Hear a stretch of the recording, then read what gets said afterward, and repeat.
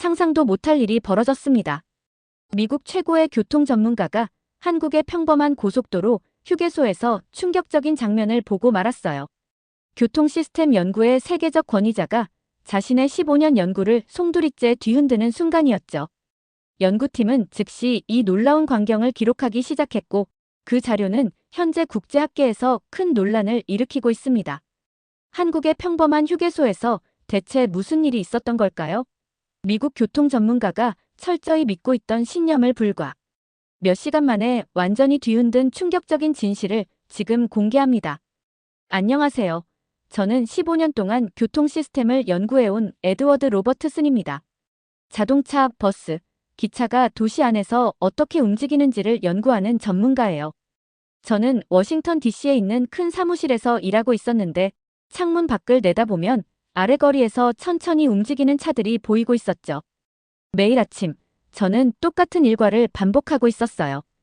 6시 30분에 일어나서 샤워하고 교통 뉴스를 읽으면서 아침을 먹고 국가고속도로 교통안전국에 있는 제 사무실로 운전해 가고 있었죠. 제 동료들은 저를 존중하고 있었어요. 회의 때 제가 말을 하면 사람들이 귀 기울여 듣고 있었죠. 저는 미국 교통체계에 대한 지식을 바탕으로 제 경력을 쌓아왔고 우리나라가 이룬 성과를 자랑스럽게 생각하고 있었어요. 저는 미국의 도로, 고속도로, 대중교통 시스템이 세계 최고라고 믿고 있었어요. 물론 교통체증이나 오래된 지하철 같은 문제가 있지만 다른 나라들은 그저 우리 아이디어를 베끼기만 한다고 항상 생각하고 있었죠. 특히 한국 같은 아시아 국가들에 대해서는 더 그랬어요. 그들은 우리보다 몇 년은 뒤처져 있을 거야. 제 속으로 그렇게 생각하고 있었어요. 아마 그들은 여전히 우리 기술을 따라잡으려고 애쓰고 있을 거야. 오늘도 평소와 같은 하루가 시작되고 있었어요. 사무실 책상에 앉아 보고서를 검토하고 있는데 디렉터인 데릭 윌슨이 제 문을 두드리고 있었죠. 그는 서류가 들어있는 폴더를 들고 있었고 얼굴이 심각해 보이고 있었어요. 에드워드, 잠깐 시간 있어? 그가 물으면서 이미 제 맞은편에 앉고 있었어요. 물론이죠. 저는 제 일을 잠시 옆으로 치우며 말했어요. 데릭은 보통 중요한 일이 있지 않으면 제 사무실에 찾아오지 않았거든요. 그는 제 책상 위로 폴더를 밀어주고 있었어요. 이게 방금 MIT에서 온 거야. 세계 각국의 교통 시스템에 관한 연구야. 한국에 대한 그들의 발견을 내가 봐야 할 것 같아. 저는 폴더를 열고 첫 페이지를 훑어보고 있었어요. 보고서를 읽으면서 제 눈이 커지고 있었죠. 이 보고서에 따르면 한국은 세계에서 가장 선진화된 교통 시스템을 개발했을지도 모른다고 해요. 수치를 보니 이동 시간이 더 짧고 사고가 더 적으며 다른 어떤 곳보다도 심지어 미국보다도 대중교통이 더 효율적이라고 나와 있었어요. 저는 웃음을 참을 수 없었어요. 뭔가 실수가 있는 거겠죠. 저는 데릭에게 말하고 있었어요. 아마 그들이 측정 방식이 다르거나 모든 요소를 고려하지 않았을 거예요. 데릭은 미소를 짓지 않고 있었어요. 연구팀은 매우 철저해. 정부가 이 결과를 심각하게 받아들이고 있어. 그는 의자에서 몸을 앞으로 기울이고 있었죠. 그래서 우리는 내가 직접 가서 확인해봤으면 해. 한국에 가라고요? 저는 놀라서 물었어요. 왜 제가요? 너는 우리의 최고 교통 전문가니까. 우리는 내가 그들의 시스템을 정직하게 평가하고 우리가 그들에게서 무엇을 배울 수 있을지 알려줬으면 해. 저는 이 생각이 불편하게 느껴지고 있었어요. 세계를 가로질러 다른 나라의 교통 시스템을 연구하러 간다고요?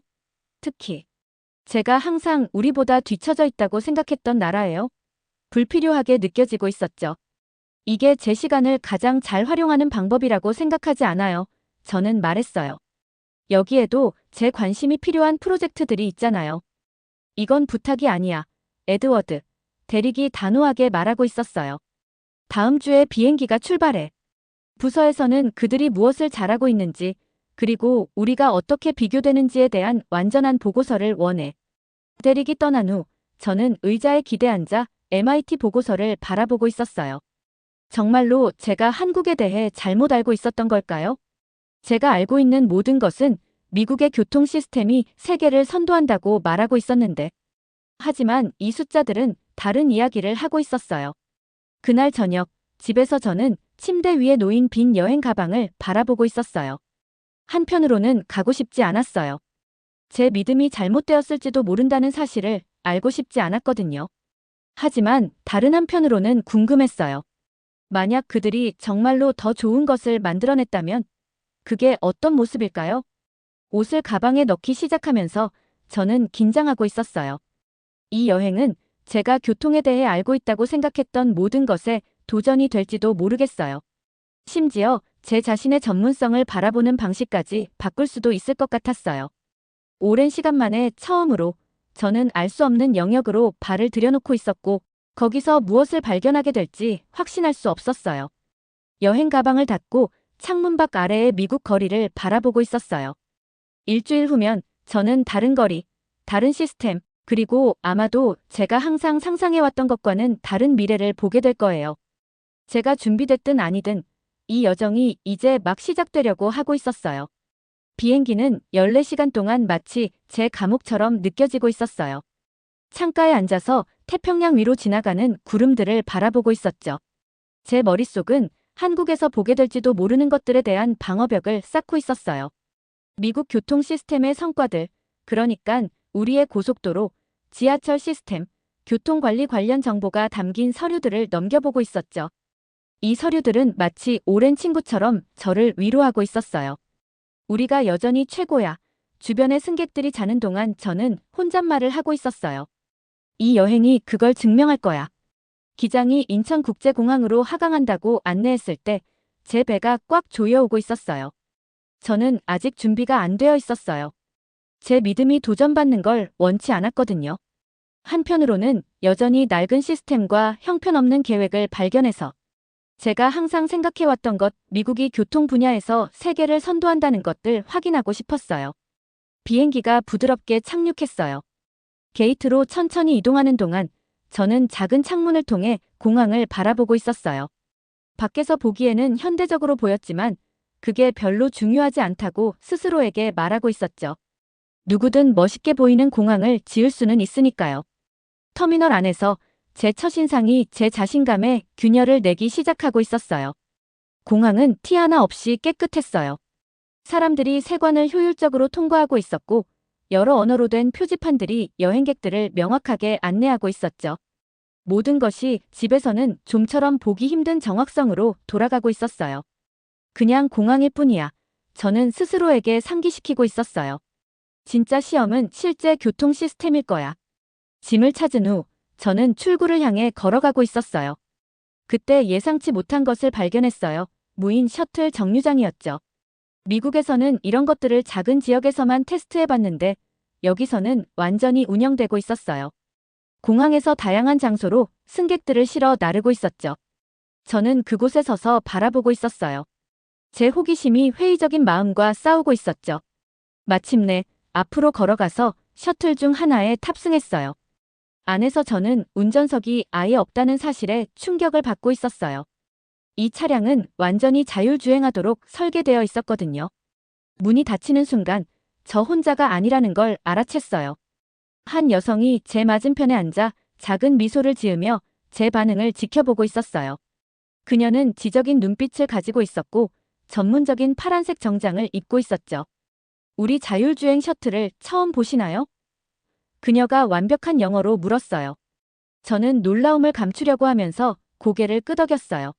미국에도 비슷한 기술이 있어요. 저는 말했어요. 사실이 아니란 걸 알면서도요. 그저 이 정도 규모로 구현되지 않았을 뿐이죠. 저는 알렉스 정이에요. 그녀가 말했어요. 한국 방문 동안 당신의 가이드를 맡게 됐어요. 저는 자신을 소개하면서 전문적인 거리감을 유지하려고 노력하고 있었어요. 저는 여기 평가하러 왔지 감탄하러 온 게 아니라고 스스로에게 상기시키고 있었죠. 이 셔틀은 얼마나 오래 운행되고 있나요? 저는 세련된 내부를 둘러보며 물었어요. 3년 정도 됐어요. 알렉스가 대답했어요. 사실 이건 4세대 모델이에요. 첫 번째 모델은 훨씬 더 기본적이었죠. 모든 자율주행 차량을 모니터링하는 관제센터를 보고 싶으세요? 저는 아니라고 말하고 싶었어요. 원래 계획대로 보러 온 것만 보고 집으로 돌아가서 미국의 우수성을 확인하고 싶었거든요. 하지만 셔틀이 너무 부드럽게 움직이고 다른 차량에 너무 잘 반응해서 제 전문가적 호기심이 망설임을 이겨내고 있었어요. 네, 제가 말하는 걸 듣고 있었어요. 그러고 싶네요. 다음 1시간 동안 알렉스는 제가 전혀 예상하지 못했던 시스템들을 보여주고 있었어요. 화면 벽에는 서울 전역의 실시간 교통 상황이 표시되고 있었죠. 컴퓨터는 교통 체증이 발생하기 전에 예측하고 있었고, 차량들은 인프라와 소통하고 있었어요. 신호등은 보행자의 필요에 맞게 조정되고 있었는데, 노인이나 장애인을 위해 횡단 시간을 연장해 주고 있었죠. 여러 번 미국에서는 우리가 라는 말로 문장을 시작했지만 매번 알렉스는 부드럽게 한국이 우리가 단지 이야기만 했던 아이디어들을 어떻게 구현했는지 보여주고 있었어요. 그녀는 자랑하거나 저를 무지하게 느끼게 하지 않았어요. 대신 교통 문제를 해결하는 다양한 접근 방식에 대해 존중하며 이야기하고 있었죠. 아마도 우리는 서로에게서 배울 수 있을 거예요. 관제센터 투어를 마치면서 그녀가 제안했어요. 그녀의 말은 그녀가 알고 있는 것보다 더 강하게 저를 치고 있었어요. 미국이 한국에서 배울 수 있다는 생각은 제 경력 내내 믿어온 모든 것과 모순되고 있었거든요. 하지만 여기 서서 이 선진 시스템들을 직접 눈으로 보니 증거를 부정할 수 없었어요. 그날 밤 호텔방에서 저는 서울의 스카이라인을 내다보고 있었어요. 수많은 차량의 불빛이 아래에서 질서 있게 움직이고 있었죠. 저는 남은 투어를 취소하고 특별한 것을 보지 못했다는 간단한 보고서를 가지고 집으로 돌아가는 것에 대해 생각하고 있었어요. 이미 분명해지고 있는 진실을 마주하는 것보다 그게 더 쉬울 것 같았거든요. 하지만 저는 그럴 수 없다는 걸 알고 있었어요. 여기서 발견하게 될 것들이 제가 받아들이기 어려울 수도 있지만 지금 돌아서는 것은 정직하지 못한 행동일 거예요. 알렉스의 말이 제 머릿속에 울려 퍼지고 있었어요. 다른 접근 방식은 다른 문제를 해결해요. 마침내 잠이 들면서 저는 알렉스가 단지 한국 교통의 가이드일 뿐만 아니라 훨씬 더 도전적인 무언가 안에 자신의 마음을 바꾸는 여정을 항해하는 데 필요한 조언자일지도 모른다는 것을 깨닫고 있었어요. 아침이 되자 밝은 햇살이 호텔 창문을 통해 쏟아져 들어오고 있었어요. 오늘은 서울의 교통 시스템을 가까이서 볼 예정이었죠. 저는 공책과 카메라, 그리고 가장 중요한 비판적인 눈을 가지고 조심스럽게 준비하고 있었어요. 여전히 한국의 시스템에서 결함을 찾을 수 있을 거라고, 미국이 여전히 세계를 선도하고 있다는 것을 증명할 수 있는 무언가를 찾을 수 있을 거라고 믿고 있었어요. 알렉스가 호텔 로비에서 저를 만났어요. 그녀는 전문적인 옷차림을 하고 오늘의 일정이 담긴 태블릿을 들고 있었죠. 그녀의 미소는 친근하면서도 전문적이었어요. 서울이 어떻게 움직이는지 볼 준비 되셨나요? 그녀가 물었어요. 저는 중립적으로 보이려고 노력하며 고개를 끄덕였어요. 우리는 밖으로 나와 지하철역으로 걸어갔어요. 입구는 깨끗했고 표지판도 명확했죠. 안으로 들어가니 역은 뉴욕이나 워싱턴에서 본 어떤 지하철보다 더 새롭고 깨끗해 보이고 있었어요. 우리는 디지털 카운트다운 시계에 따르면 정확히 정시에 도착한 기차를 기다리는데 2분도 채 걸리지 않았어요. 문은 플랫폼의 유리 안전문과 완벽하게 일치했죠. 이 간단한 기능은 미국 지하철에는 없는 것으로 사고와 자살을 방지하고 있었어요. 기차 안에서는 디지털 화면이 여러 언어로 다음 역을 보여주고 있었어요. 차량은 깨끗하고 조용했으며 너무 붐비지도 않았어요. 보여주지 않으려고 했지만 모든 세부 사항이 저를 감탄시키고 있었죠. 뉴욕 지하철은 더 일찍 지어졌어요. 저는 미국 시스템을 변호해야 할 필요성을 느끼며 지적했어요. 네, 알렉스가 차분하게 대답했어요. 하지만 먼저 만든 것이 가장 좋은 것과 같은 의미일까요? 그녀의 질문이 저에게 강하게 다가왔어요. 저는 좋은 답변을 가지고 있지 않았죠. 지하철 이후 우리는 교통관리센터를 방문했어요. 여기서는 인공지능이 도시 전체의 신호등을 제어하고 있었죠. 카메라가 천천히 길을 건너는 노인 여성을 보여줄 때 저는 놀라움 속에서 지켜보고 있었어요. AI가 그녀의 느린 걸음을 인식하고 녹색 보행자 신호를 연장해서 더 많은 시간을 주고 있었거든요. 이건 미국에서는 그저 이론일 뿐이에요. 저는 조용히 인정하고 있었어요. 우리는 도시 전체에 이걸 구현하지 않았죠. 다음으로 우리는 더 인상적인 것을 목격했어요. 멀리서 사이렌 소리가 울리자마자 신호등이 바뀌기 시작하고 있었어요. 큰 화면에서 저는 응급 차량의 경로가 녹색으로 바뀌는 동안 다른 방향은 빨간 불을 받는 것을 보고 있었죠. 내비게이션 앱은 자동으로 근처 운전자들에게 비켜달라고 알리고 있었고요. 응급 차량의 GPS 좌표가 우리 신호 시스템에 직접 공급되고 있어요. 알렉스가 설명했어요. 이렇게 하면 대응 시간이 거의 40% 줄어들죠. 저는 이것이 미국 도시에서 얼마나 많은 생명을 구할 수 있을지 생각하고 있었어요. 제 저항감이 예상보다 더 빨리 무너지고 있었죠. 우리가 만난 모든 사람들이 알렉스의 인내심을 공유하진 않았어요. 교통부에서 일부 관리들은 제 질문에 짜증을 내는 것처럼 보였어요.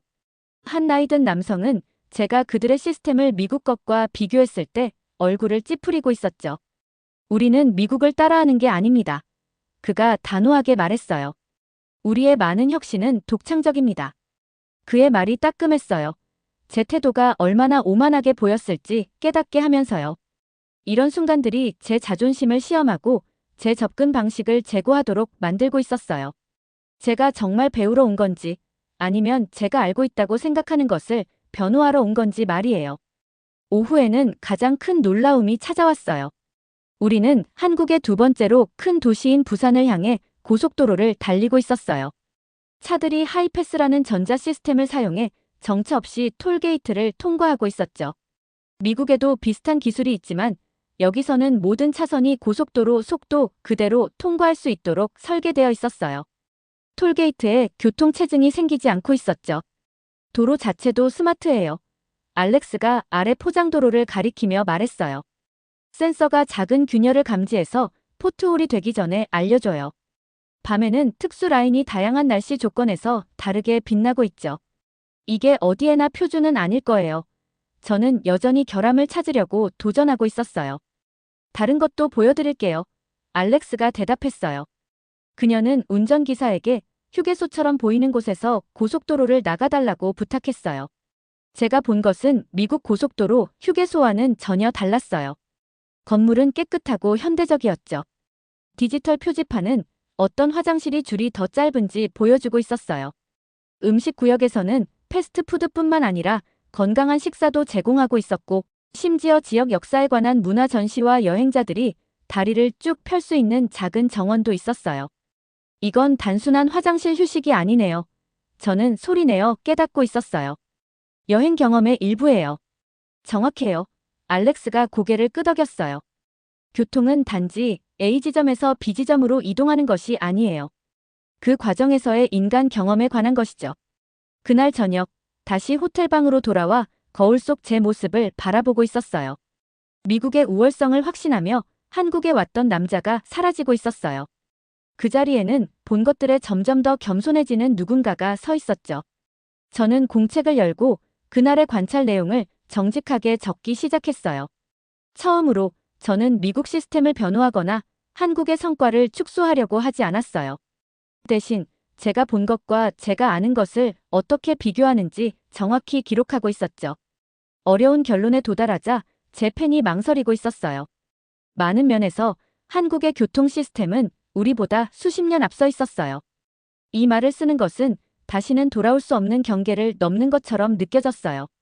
한번 인정하면 이 진실은 제가 제 일과 전문성을 바라보는 모든 것을 바꿀 거였으니까요. 저는 깊게 숨을 들이쉬고 계속 글을 쓰고 있었어요. 진실이 불편할 수 있지만 그것을 직면하는 것이 앞으로 나아갈 수 있는 유일하게 정직한 길이었거든요. 내일은 더 많은 발견을 가져올 테고 저는 마침내 열린 눈으로 그것들을 볼 준비가 되어 있었어요.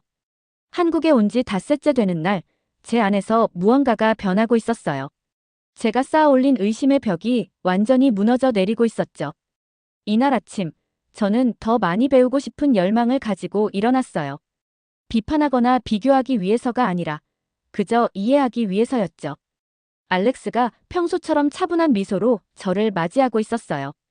오늘 우리는 서울의 교통지휘센터 도시 전체의 모든 움직임을 통제하는 두뇌를 방문할 예정이었어요. 건물은 밖에서 보면 평범해 보였지만 안에는 제 심장을 설렘으로 뛰게 하는 기술이 들어있었죠.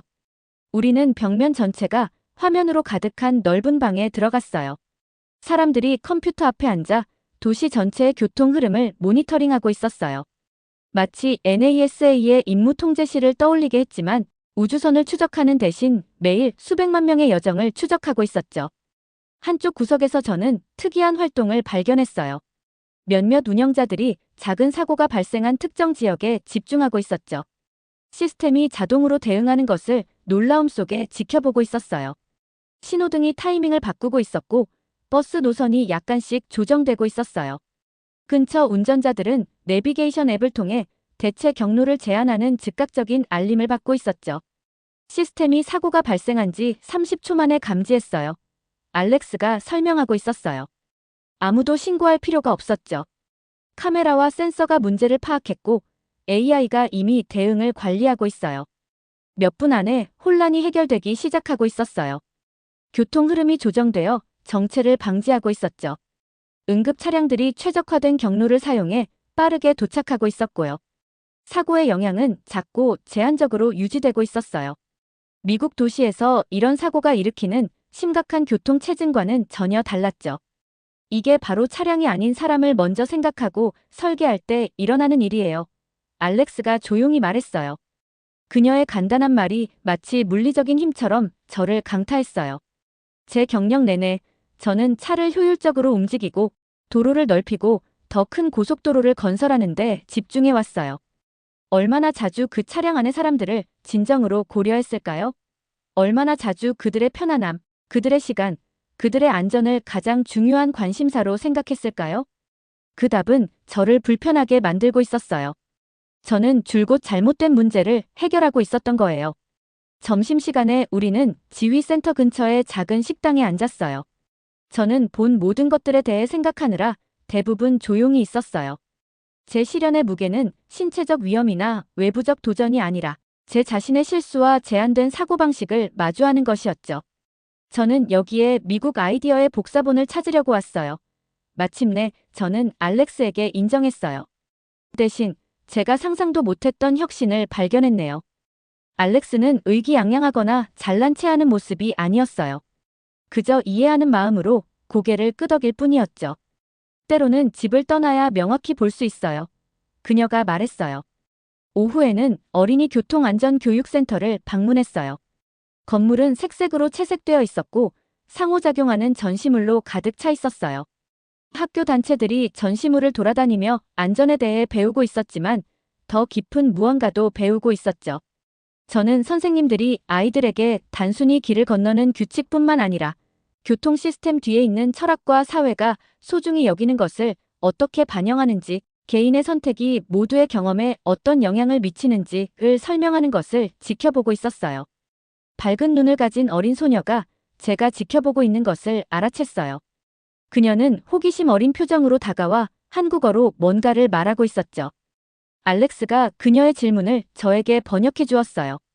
미국의 도로는 어떤지 알고 싶대요. 저는 배우고 싶어하는 이 아이를 바라보면서 갑자기 그녀의 순수한 눈을 통해 미국의 교통을 보게 되었어요. 우리의 노후화된 다리들, 혼잡한 고속도로들, 걷는 것이 위험할 수 있는 자동차 중심의 도시들. 가슴 아픈 명확함으로 진실이 제 마음에 형성되고 있었어요. 우리는 뒤처졌어요. 자원이나 기술이 부족해서가 아니라 다른 이들이 앞으로 나아가는 동안 우리는 오래된 사고방식에 집착했기 때문이었죠. 우리는 배울 것이 많아요. 저는 정직하게 그녀에게 말했어요. 아마 언젠가는 너와 같은 학생들에게서 배우게 될지도 모르겠네. 그 작은 소녀는 미소를 지었어요. 제 말을 완전히 이해하지는 못했지만 그 의미를 느끼고 있었나 봐요.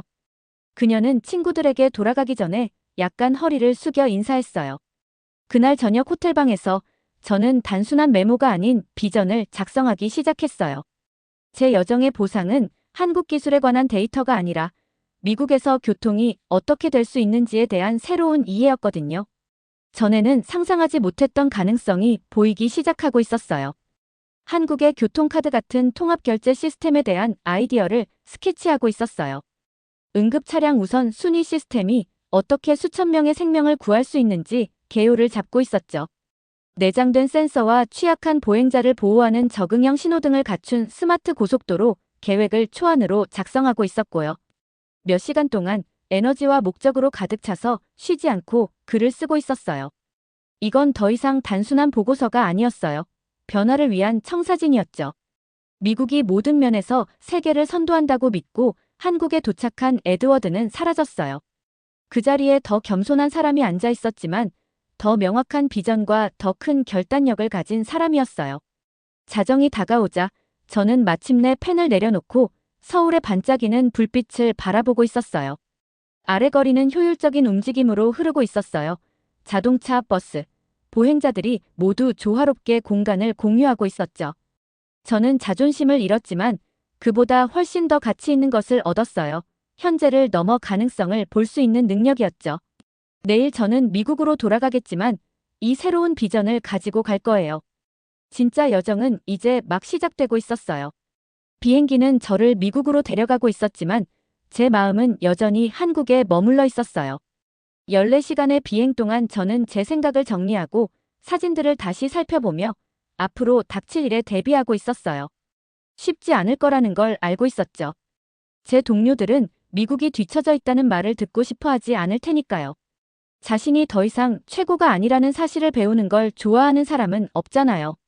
비행기가 워싱턴 DC를 하강하는 동안 저는 창문 밖으로 제 고향 도시를 바라보고 있었어요. 도로가 이제는 달리 보이고 있었죠.